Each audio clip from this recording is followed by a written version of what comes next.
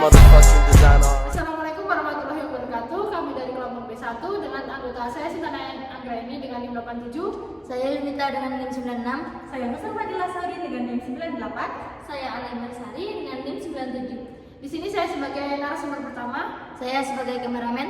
Saya sebagai narasumber kedua. Saya sebagai moderator. Terima kasih, selamat menonton. Selamat datang di podcast Radiologi. Saya Alain Marsari. Nah, di sini kita akan membahas topik yang cukup menarik nih bagi banyak mahasiswa radiologi. Nah, mengapa memilih jurusan radiologi? Di sini kita akan berbagi cerita pengalaman seputar radiologi dari mahasiswa itu sendiri. Nah, di sini kita ada tamu spesial nih dari dua mahasiswa radiologinya. Bisa perkenalan terlebih dahulu ya?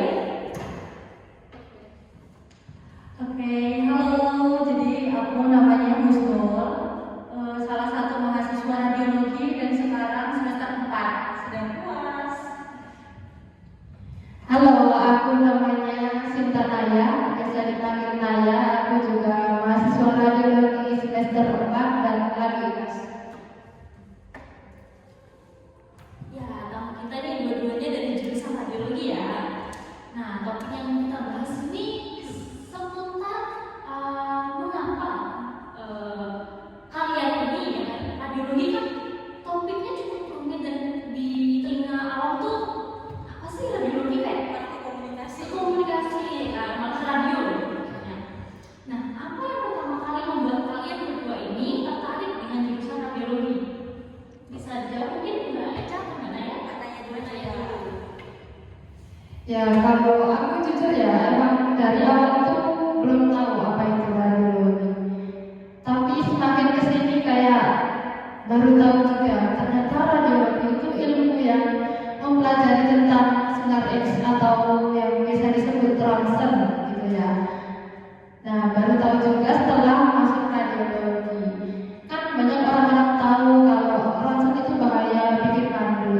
Tapi pas kita sekolah gitu, ternyata tahunya ronsen itu ada alat proteksinya. Jadi kami masih bisa memproteksi itu, jadi kemungkinan mandulnya itu sangat kecil begitu. Kalau Mbak Eca?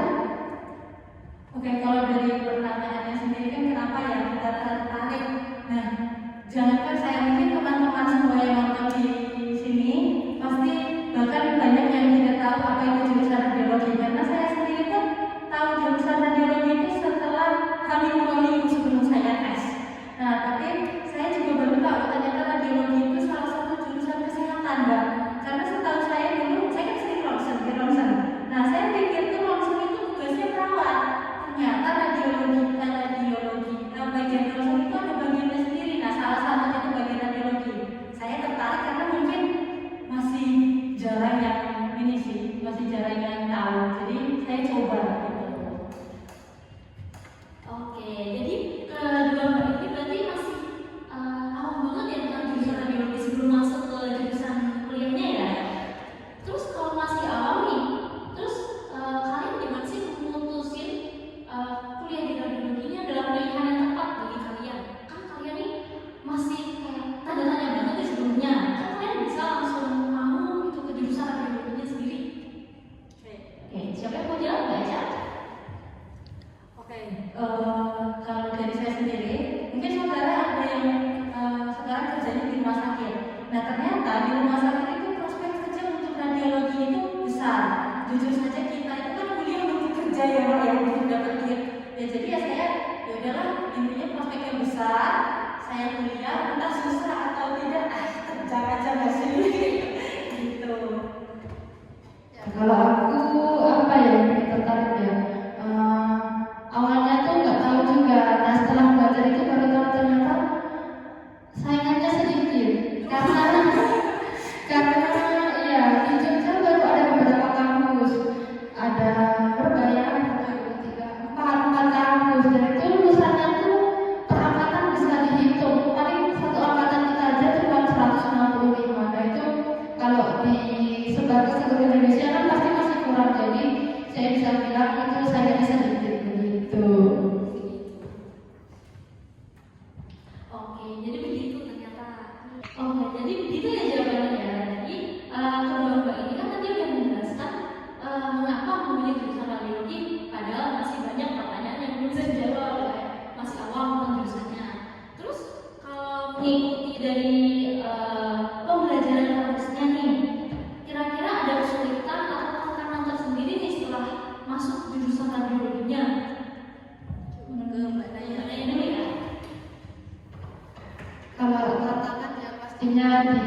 kesehatan itu ya pasti hafalan anatomi, karena jelas itu sangat sangat menyita otak sekali, karena hafalan itu nggak sedikit ya, karena seluruh bagian tubuh kita hafal, terutama tulang, karena kita lebih berkaitan ke tulang karena otot tulang juga begitu. Kalau Mbak Ita sendiri?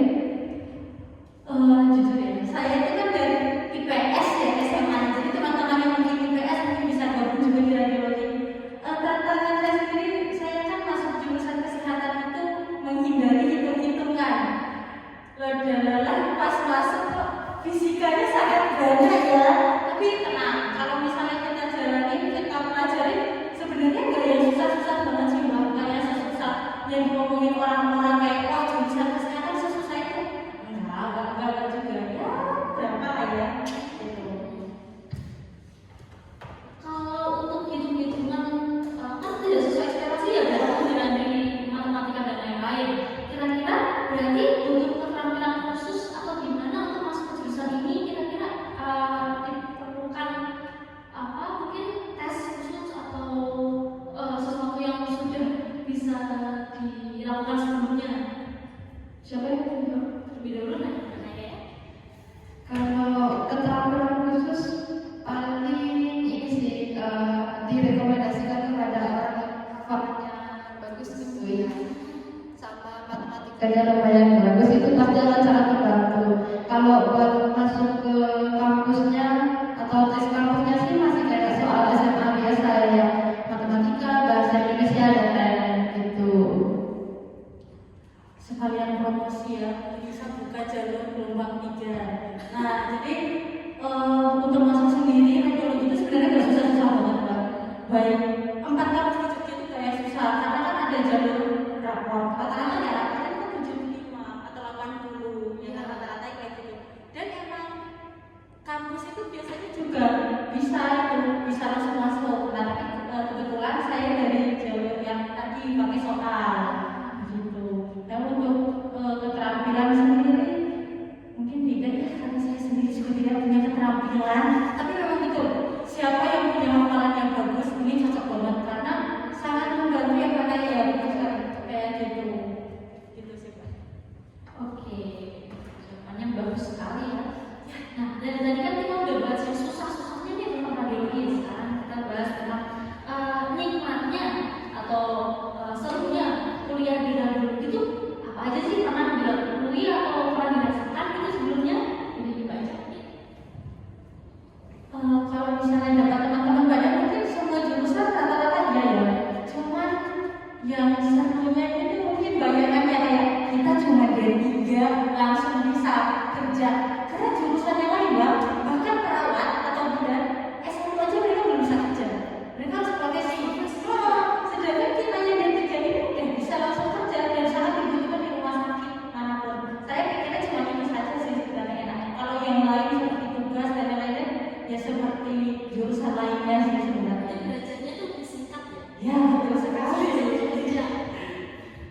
Kalau ditanya senangnya sih banyak ya, terutama saya kan senang megang alat gitu ya, kayak iya, terus habis itu kayak ngerasa wah keren banget sih bisa mengendalikan alat ini gitu, terus melihat hasilnya juga kayak kok bisa ya manusia punya kayak gini, terus bisa dilihat dengan alat ini begitu. Itu sih senangnya, lebih ke jatuh cinta pada penanganan pertama setelah waktu itu, setelah tahu alat-alatnya itu keren-keren gitu. Oke. Nah, untuk karir di masa depan nih Mbak, kira-kira untuk jurusan radiologi sendiri, Mbaknya mungkin ingin jadi radiografernya atau mungkin bisa memilih pekerjaan lain, kira-kira bagaimana ya? Gimana ya? Kalau aku karena sudah jatuh cinta megang alat ya pastinya pengennya jadi radiografer gitu. Bahkan di radiologi sendiri kan ada percabangan ilmu, ada yang di radioterapi dan radiofotografi biasa. Nah, kalau ditanya sekarang lebih senang ke radiofotografi yang biasa karena jauh lebih mudah, terus resikonya tidak terlalu besar dibandingkan dengan radioterapi gitu. Gimana tadi pertanyaannya Mbak coba? Untuk masa depannya. Untuk masa depan, saya banyak sih ya. Aduh, ya namanya kita ya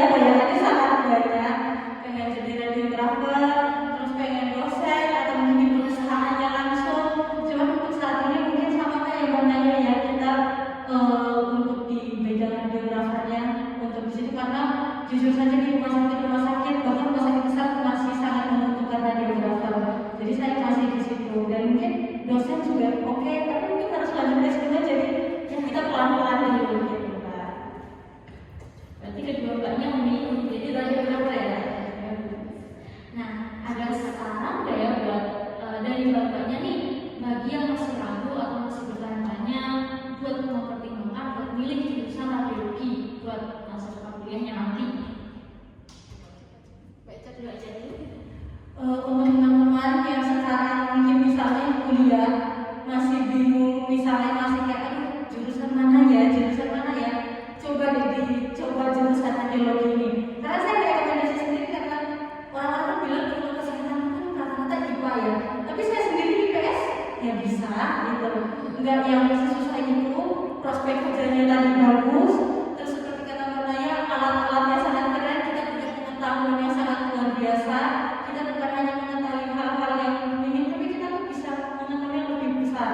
Nah, kayak tadi Mbak Naya bilang, bukan hanya foto saja, tapi kita juga misalnya kita lanjut D4 atau S2 itu bisa sampai misalnya radioterapi, penyembuhan kanker seperti itu. Jadi ya manfaatnya sih kayak gitu. Nih, kalau buat anak-anak SMA ya, kan pada bingung tuh biasanya mau pilih jurusan apa. Karena jujur aku sendiri juga setelah lulus SMA aku bingung, kayak bulan pertama tidak terkabul, akhirnya larinya ke radiologi. Terus karena itu sih peluang kerjanya gede, habis itu gajinya besar, bisa dibilang gajinya besar, iya betul.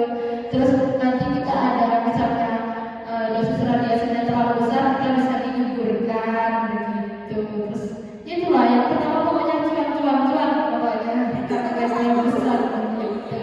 Iya. Oke, menarik sekali podcast pada hari ini ya. Bahas topiknya cukup menarik buat para siswa-siswa yang mau mendaftarkan jurusan radiologi ini ya. Terus terima kasih juga buat Mbak Naya, Mbak Kusno sudah membagikan cerita pengalaman, terus bagi siswa-siswa yang masih bertanya-tanya ini keputusan besar bagi mereka untuk memilih jurusan ya. Terima kasih sudah mengikuti podcast pada sore hari ini. Mungkin ada kata-kata yang mau disampaikan terakhir. Terima kasih atau boleh dari Mbak Kusno?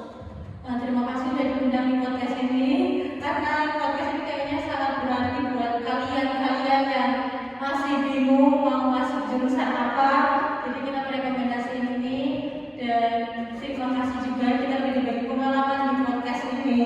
Jangan lupa mungkin mau diundang-undang kita lagi ya Pak ya. Kata-katanya ya buat anak-anak SMA, ayolah join radiologi karena keren pokoknya jurusan itu, terus kerjanya juga oke. Dan Oke, sekian podcast hari ini. Terima kasih. Saya Alia Marsani, pamit undur diri.